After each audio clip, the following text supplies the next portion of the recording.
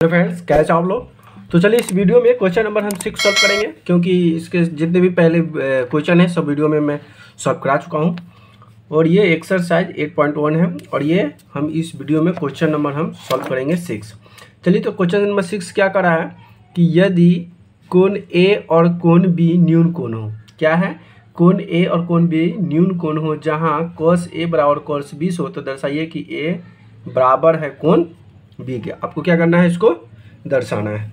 तो चलिए आइए देखते हैं। सबसे पहले इसमें दिया हुआ है, क्या दिया हुआ है, तो सबसे पहले उसको लिख लीजिए। तो यहाँ पे लिखा हुआ है दिया है, क्या दिया है आपके पास, तो आपके पास दिया हुआ है cos। क्या दिया हुआ है? cos ए बराबर cos बी।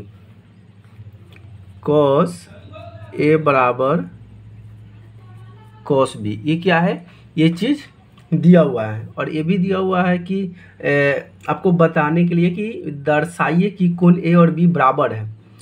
तो आपको क्या करना है, कोण ए बराबर है कोण बी, ये क्या करना है आपको दिखाना है, यानी कि बताए कि कोण ए बराबर कोण बी होगा।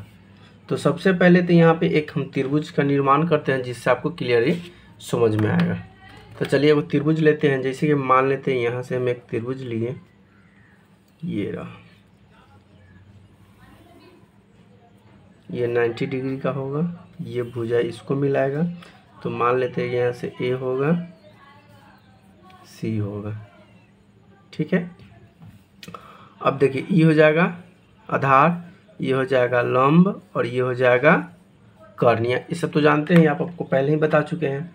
अब इसमें क्या हो जाएगा, ए सी बटा में ए बी हो जाएगा। ये भुजा यानी कि लंब बटा क्या होता है, कर्ण होता है ना, ये देख लीजिए। तो यहाँ से अगर बात करें AC का, तो इस भुजा के लिए आधार ये हो जाएगा और कर्ण ये हो जाएगा।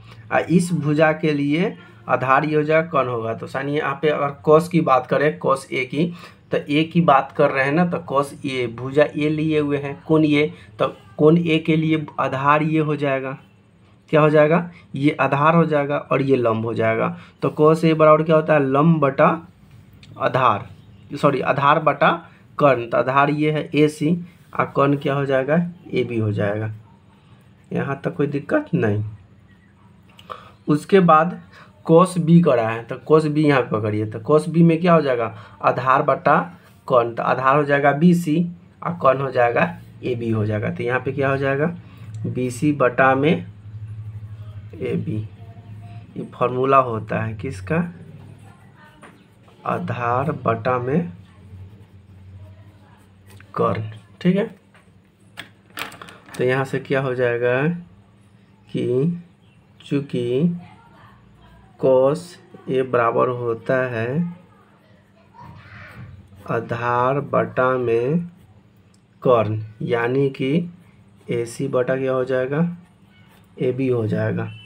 अब cos B की बात करें तो cos B हो जाता है B, आधार बटा कर्ण होगा, क्या होगा, आधार बटा कर्ण। तो आधार इसका क्या हो जाएगा, BC, अब बटा में क्या हो जाएगा, AB हो जाएगा। कोण B के लिए लंब बटा में कर्ण, यानी कि अगर इसकी बात करेंगे तो लंब बटा में कर्ण। तो यहाँ पे AB और यहाँ पे हो जाएगा BC, ठीक है। तो यहाँ से क्या निकलेगा, यही निकलेगा कि कोण A जो होगा बराबर होगा कोण किसका, कोण BC का। कोण A बराबर होगा कोण C का, ठीक है। और AC जो बराबर होगा ये BC के बराबर होगा। चूँकि क्या है कि समान भुजा के सम्मुख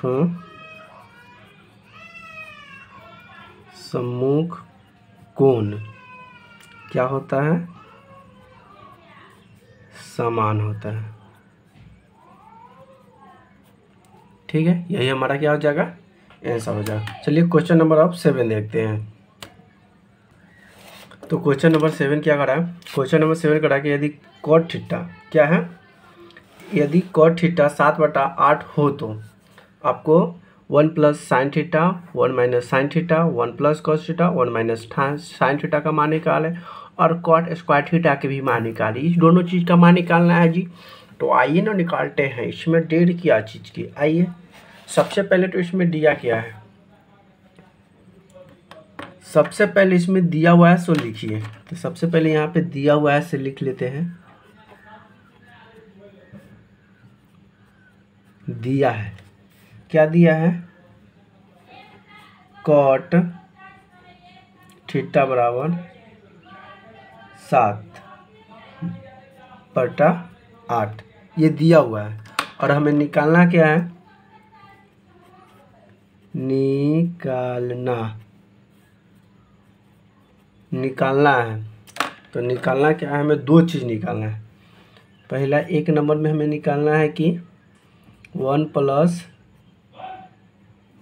sign theta into 1 minus sine theta, अब बटा में है 1 plus cos theta into 1 minus cos theta. एक ये निकालना है और एक ये निकालना है कि कॉट स्क्वायर थीटा बराबर वाट क्या होगा, यही निकालना है। ठीक है, आसानी से समझना है, ध्यान से देखना है, बारीकी से समझना है। ठीक है, सबसे पहले कॉट थीटा बराबर क्या होता है, तो आपको पता होगा कि tan का मान होता है, tan a बराबर होता है लंब बटा आधार।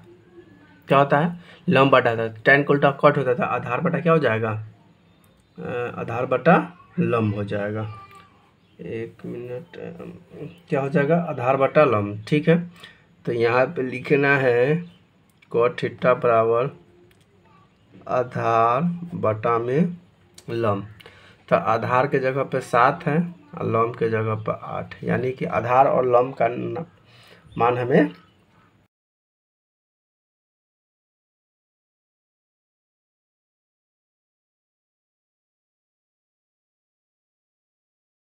तो हमें तो पता है कि दिया हुआ है कॉट थीटा, निकालना क्या है, ये दोनों निकालना है।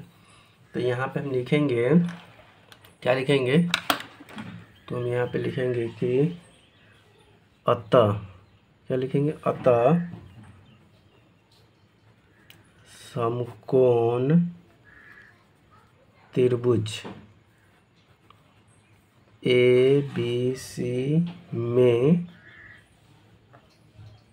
पाइथागोरस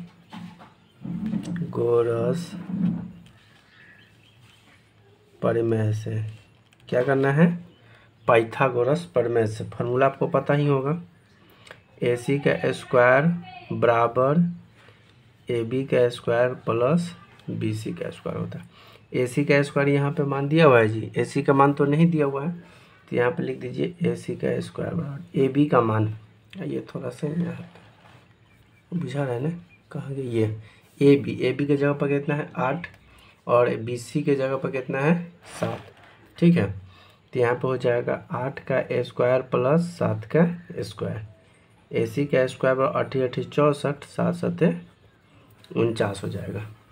तो AC का स्क्वायर बराबर जोड़ेंगे तो 9 4 13, यानी कि 3 6 4 10 113। तो AC बराबर हो जाएगा √113 आ गया, क्योंकि ये स्क्वायर बराबर के उधर जाएगा तो ये रूट में चला जाता है। तो इतना आ गया। अब हमें क्या निकालना है, अब हमें तो हमें निकालना है ना, उसको डायरेक्ट पुट करते हैं मान को। ठीक है, हमें निकालना है पहले एक नंबर। तो एक नंबर में क्या कहा निकालने के लिए, तो कहा कि sine 1 plus sine theta into 1 minus sine theta, फिर बराबर 1 plus cos theta into 1 minus cos theta. अब देखिए ये जो फार्मूला दिया ना, आपको एक चीज़ याद होगा, फार्मूला आपको तो याद होगा।